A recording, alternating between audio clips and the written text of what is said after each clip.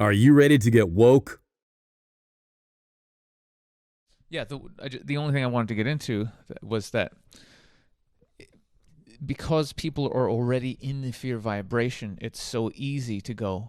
Actually, I did say this. I did say this. Once you're already afraid, boom, you put the mask on. And if you're in the love vibration, you're like, fuck off with your fear propaganda. You would just automatically look at it and go, this is bullshit. So it's really just comes down to your vibration. And so that's what this is. They use so much money and propaganda and, a really long time to lower everybody into the fear and the survival, using the economy, using everything, all of it. It's all about that, making us unhealthy. So the counter to that is love. It's the only thing we can do, burst into those higher frequencies, and from a place of love, then that love is the greatest healer too. We're looking at all the new stuff at the time. So if we can get to that love, that breaks all of it. And so that's why the spiritual global awakening would end this and end all this nonsense. If we get to the love, that's what happens here. It's over. Like if everybody just on the scale of consciousness suddenly just gets to 500, 501, forget about it. Forget it's over. It's just over. So even if the creator was like, okay, I'm going to give you guys a bump up just to 501, but everybody gets to 501, and if you're already more, that's fine. But everybody gets bumped up. Wow, that would be dope. That would just be the dope. That would just be over. It would just be over. Wow. That's so exciting, isn't it? And we're not talking about love from the place of romantic love. We're talking about the substance of this universe is made from love. Love is the greatest and most powerful thing that we are, So when we come and are connected to that place inside of us as our divine heritage, as our as divine sovereign beings, we are unstoppable from that place of love. So all they can really do, or we say they're really us, but they are holding on and they're resisting what's happening, even though they've been a part of the plan. It's all perfect in the end, but they're hanging on for dear life, that's for sure. And they don't want to let go anytime soon. And, there's a black book my dad had back in the 50s, and it was on the black market. And it had pictures of things that were going on with the royals during the war, and it had all kinds of interesting information there. And at one time, Hitler was a hero, and journalists thought he was an amazing guy who, got Germany going again and all the rest of it, and then he lost his gourd. But before that happened, they were interviewing him, this journalist, and it was in this black book. And the journalist went, man, to Himmler, who was the propaganda for Hitler, right? He goes, you must be the greatest propagandist in the world, And apparently he laughed and went, oh, God, I couldn't hold a candle to the Catholic Church. And then they said to him, how do you get to the German people to do what you got them to do? And he said, oh, it's easy. Just tell them the Russians are coming. They'll do anything. Or just tell them COVID's coming. As long as there's a bad guy. As long as there's something to fear, right? And, the thing, right, about fear is the only thing, and we hear it all the time, we have to fear is fear itself. Because actually it is there and can be used as an amazing catalyst for growth if we stop running from it and just face it. And just a real quick story here. I used to have nightmares, remember, for years and years and years. And I mean bad. I ground my teeth. My parents were threatening to lock me in my bedroom because I would do crazy shit when I was sleeping. I got to the point where I was afraid to go to sleep because my nightmares were so bad. And when I started to sober up and I got more connected, to my heart, to my divine connection, and supportive community, what happened for me was it just started slowly sinking in and sinking in and sinking in. And then one night, same nightmare, I'm being chased. Things are coming at me, demons, Nazis, this whole thing, right? And I'm always running and afraid. Or if I do stop and fight, I feel hopeless. I can't ever beat it, right? And so I'm running along, same old dream I've been having for years and years and years. And a voice came again in my dream. First time I ever heard a voice in my dream.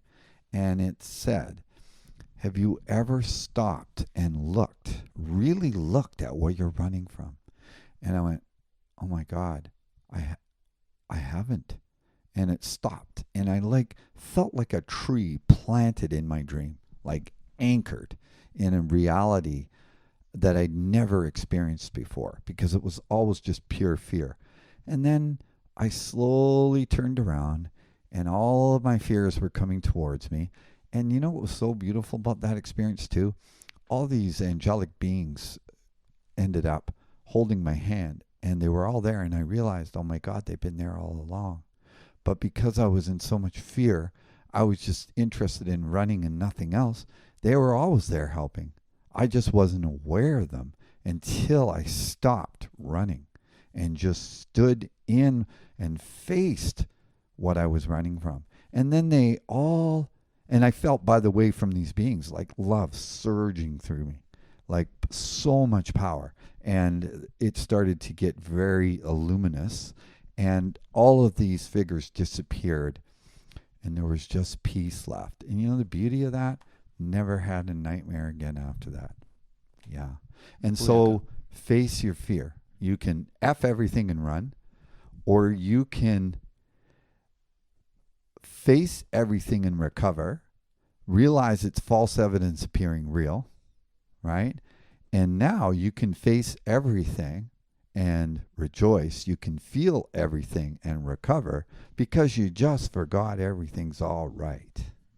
That's the fear thing. And that's really how it works. Everything is actually all right.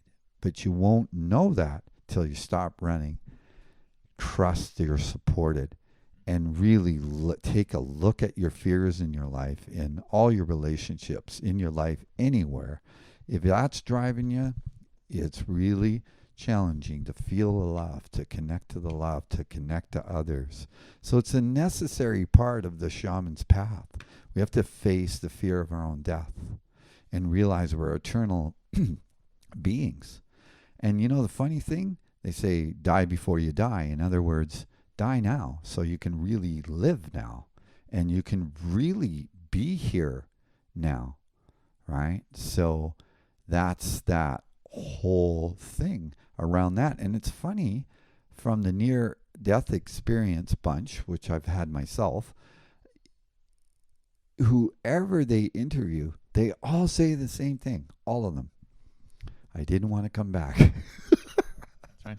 Nobody wanted to come back. Nobody wants to come back. There's so many stories out there from, oh my God, meditators, near-death experiences, spiritual experiences, all this kind of stuff, man. It is so good when you actually experience our true nature without the body, just the consciousness.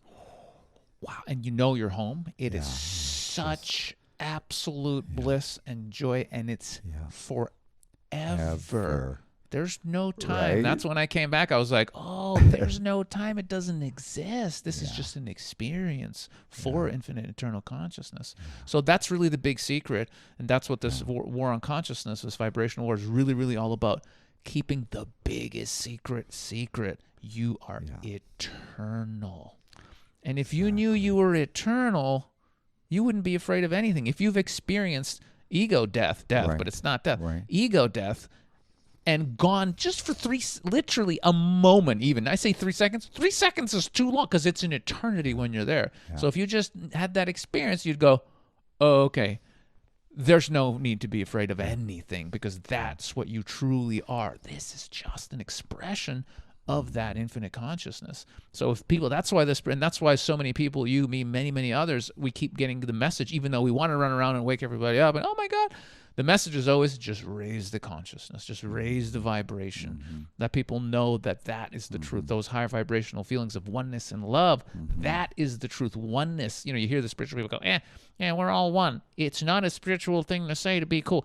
It is literally reality. The metaphysical reality is there is only one infinite consciousness that is eternal, and we're it.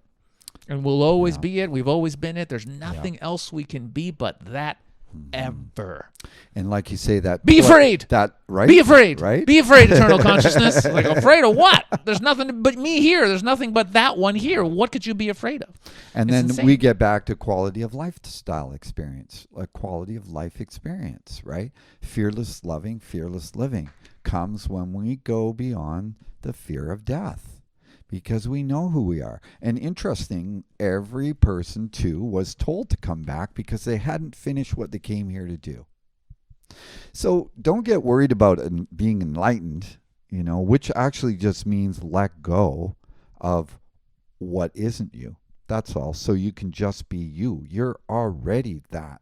You don't have to earn it or achieve it. You're already that. So it's more about let go of everything that isn't that, right? To just be what you already are. And so with that one, we all have a mission here.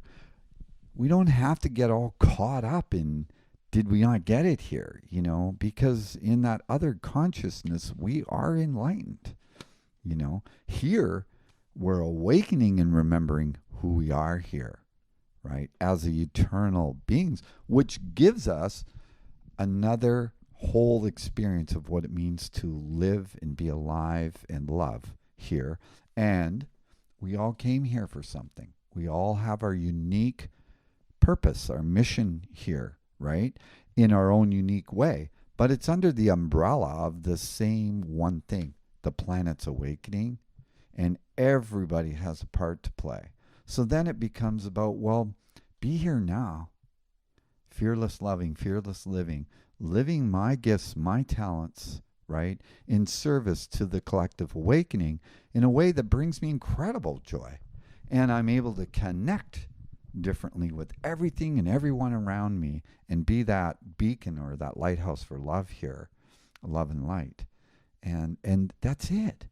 That's what it becomes. And like Sasha said, when we're quiet in the center of the storm, we can listen and hear our own internal guidance from Source, from Spirit. And don't you worry, the right people will show up, the right things at the right time in the right places, and you'll be shown what you need to do, right? And it isn't just about putting our head in the sand and doing nothing. It's, we've got a lot of detoxing to do, a lot of things that are going to come up, a lot of things to face that will be our own personal journey. And here's the good news too. You cannot evolve in a vacuum, in the sense that it isn't a vacuum. As we evolve, we affect everything and everyone around us. We don't grow and awaken so that we can awaken our family, although we'd love them and love them to. We do it because we're here and that's what we're here to do. But in our awakening, everyone's affected. Your family's consciousness goes up. The global consciousness goes up. Like Sasha says, the best thing we can do is to raise our own consciousness is the best and greatest gift that we can give not only ourselves, our family, our community, but the whole planet. That's right, and that really sums up that question to all the people, including me, who get frustrated going, oh, what do we do to wake people up?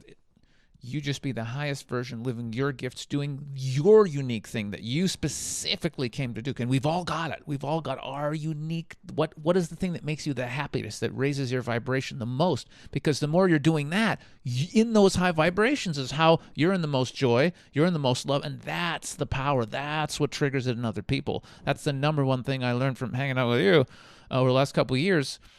It was the love. It's always been the love that shattered all the trauma, the fear, all the stuff I had going on. It was the unconditional love that was the greatest teacher, the greatest teacher, healer, the greatest awakener, the most powerful force always, and the love of the big boss, Yeshua, in a couple of mystical experiences. But it's always the love that does it. It's always that. So by being that in whether you're being the best mother or the best entrepreneur or the best musician, it doesn't matter. It's the love that comes through in those higher levels of consciousness.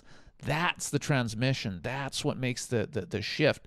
And it's so powerful. It doesn't matter what you're doing. If the love is there, you could be washing dishes in a restaurant. If you're in the love, it's going to affect everybody. So it's about the love. It's about the heart opening, the healing, and the level of consciousness. And that's all that matters. But while you're here, might as well do the thing you came here to do, because that's what's going to get you into those higher levels. Your unique excitement is what Bashar rants about for years and years and years and years. Follow your excitement to the best of your ability without expectation of outcome.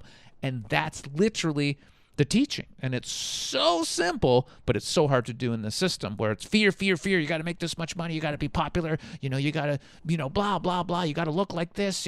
Oh my God, everybody's struggling just to survive and try to fit in and get a bit of that love, right? To even consider, no, I could actually just do whatever I love that's going to put me in the highest vibration. That's not in people's realities. The reality is I better be a doctor because mom and dad want me to be a doctor, and otherwise they're going to yell at me.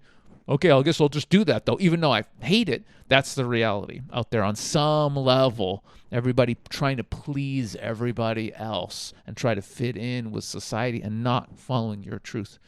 That's the thing. It's about your truth. There's a famous story of a French or a judge after the whole social revolution that happened in France, and at that time.